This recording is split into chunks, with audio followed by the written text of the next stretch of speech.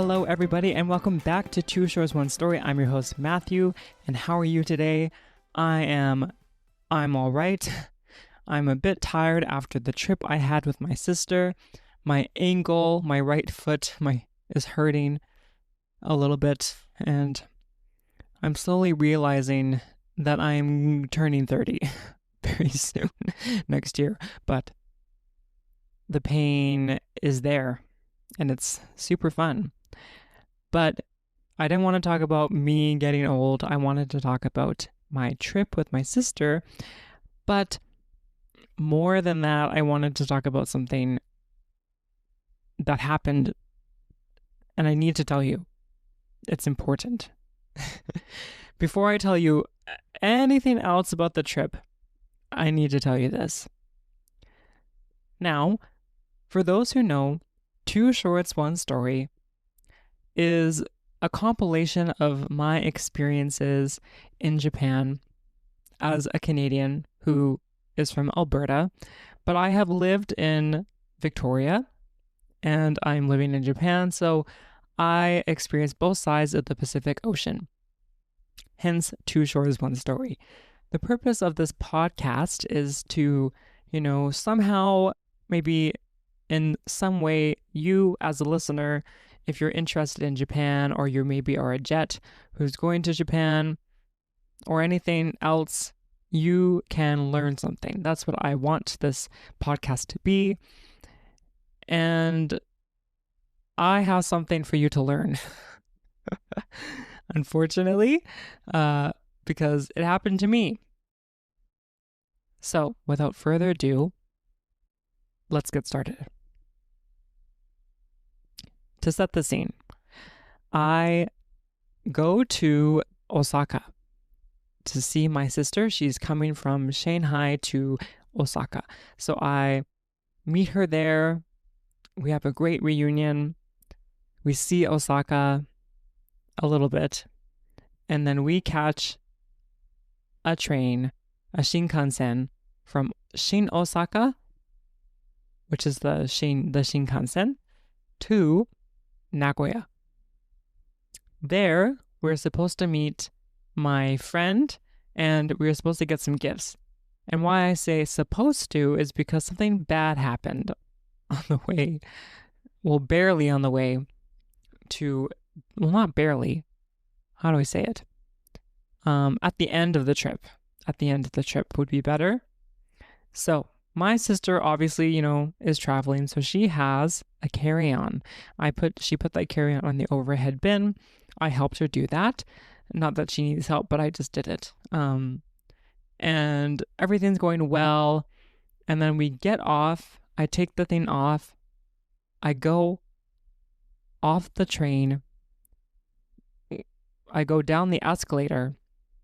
And I reach for my pocket to get my phone. And it's not there. It's not there. Where is it? Immediately, I can feel adrenaline pumping through my veins. My phone isn't with me. Where is it? I tell my sister, my phone's gone. It's on the train. And we just start laughing because what can you do? Really, what can you do in that situation? You can cry. That's not going to help. So, so we're trying a million things. We start calling, and then my sister's like, oh, wait, I have Find My Friends on my phone. So we look at the Find My Friends, and we can see that my phone is moving very fast towards Tokyo. Oh my goodness. I can't believe it. So we immediately, I have a timeline. I'm supposed to get these cookies for my friend, and then I'm supposed to meet my other friend at a place. And now I can't contact him to tell him we're going to be late. So I go to these people. They tell me to go to Lost and Found. That's what I do.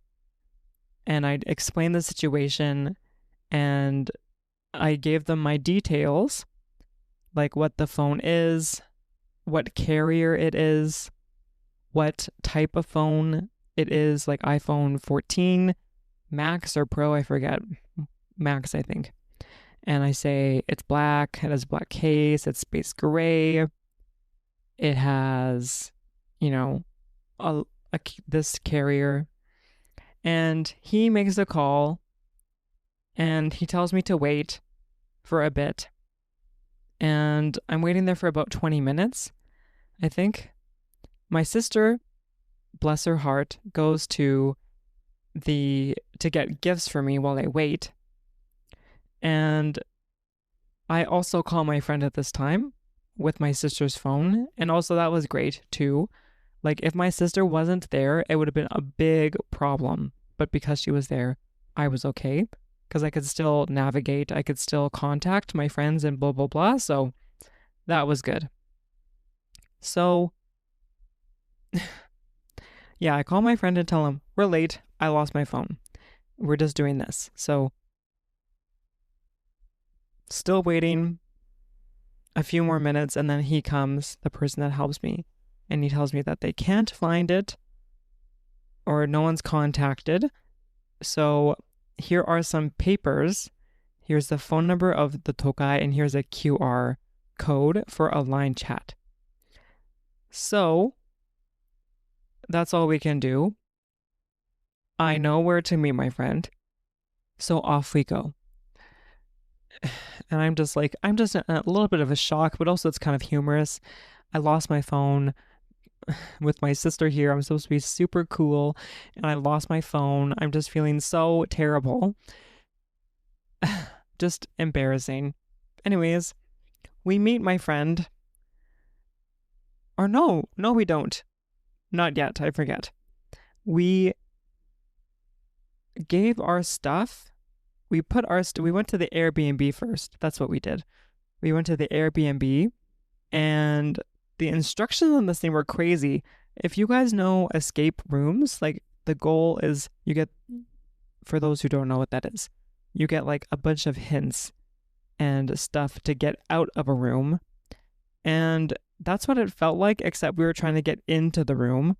Like we had to do passcode, and there's 2 locks to the door and blah, blah, blah. So anyways, we finally get in.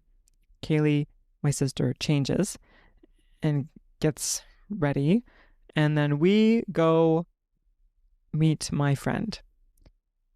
We had a nice time, nice dinner and everything, but I can't navigate.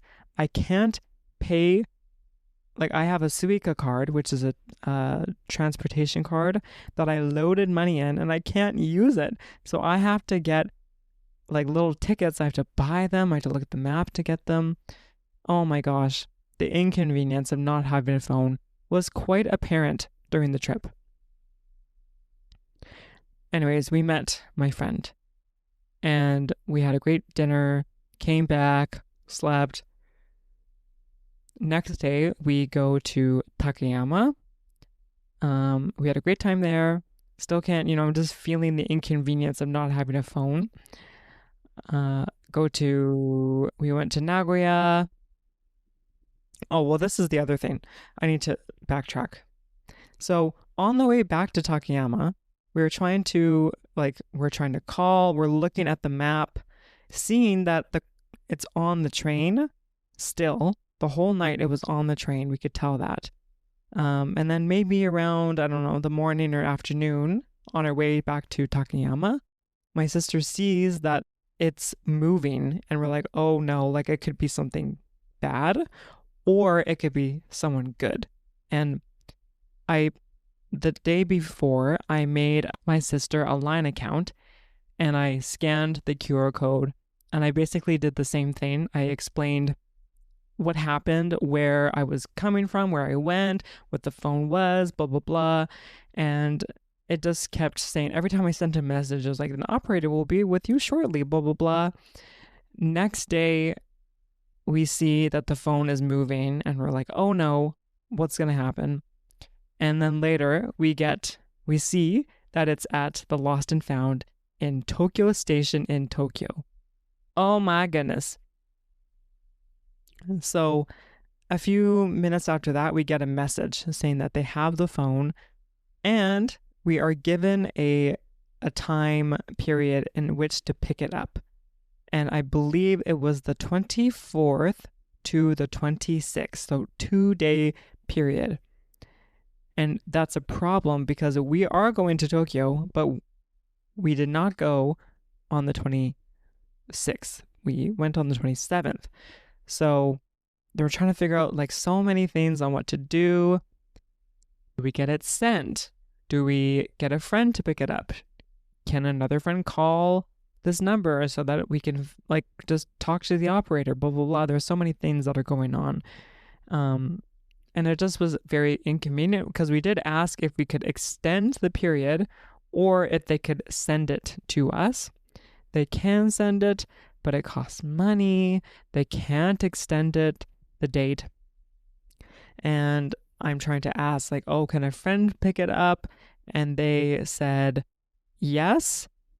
And I thought that they said that my friend needed my official like ID or something, which I would have to send to my friend, which is like, that doesn't work. So I thought, oh, let's send it instead and pay. But then I realized I was talking to my friend and he thought that that's not what it meant. It meant that they only needed the person who's picking it up, their ID. And then on me, I give them a letter of appointment. And what that is I agree or I allow this person to pick up this item on my behalf, and you put all your information there, blah, blah, blah. They give you all the things to write.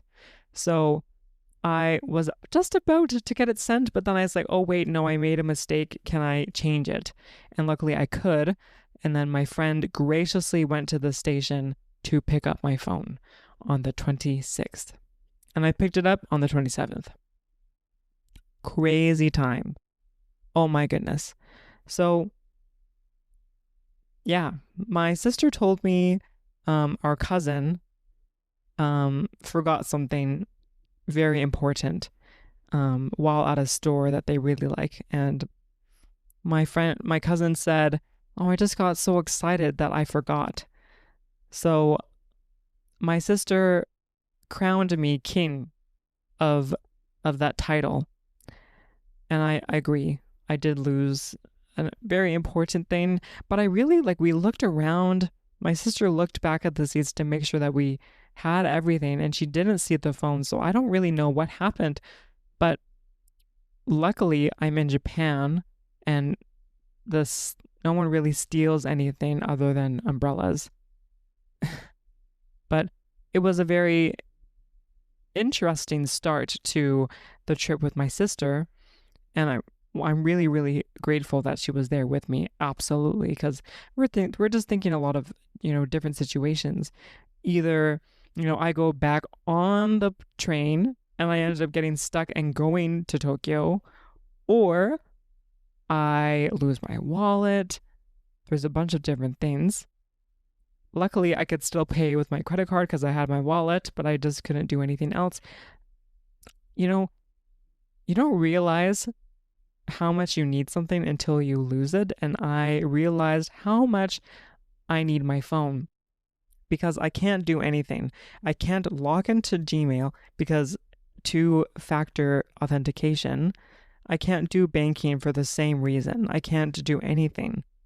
It's just terrible. So my wisdom to you, one, don't lose your phone. Make sure to always look at, make sure you have everything. Check your pockets twice or thrice times. They always say on transportation, either on the train or bus, make sure you don't forget everything. And I was like, yeah, I'm good. No, I wasn't. So make sure you check your pockets, blah, blah, blah. But if in the case you do lose something, go to the lost and found, scan the QR code if you have your phone, and start from there. And if you have because it just was a little bit inconvenient for me, because I thought that they would just send it to Nagoya because that's where I lost it, right in Nagoya, but no, it went all the way to Tokyo. So if you have any friends in the place that you lose it, maybe ask them and then treat them to something nice when you meet them another time, because it's difficult and it's convenient or inconvenient for a lot of people. For sure. I can't send anything. They have to take time out of their day to get the phone or whatever item you lost. So yeah, it was quite a time, but that was really the only bad thing that happened during the trip, and it was fixed thanks to my friend, thanks to Quick Japan Lost and Found system. Yeah, it was quite an experience. And I'm excited to talk about my other stuff, what we did with my sister, what went well, what went wrong, other than the Lost and Found, maybe in terms of the trip itself, what I could have done better. And I'd like to share the itinerary for maybe those who want to go to Japan in the future. So, until then, I will see you later.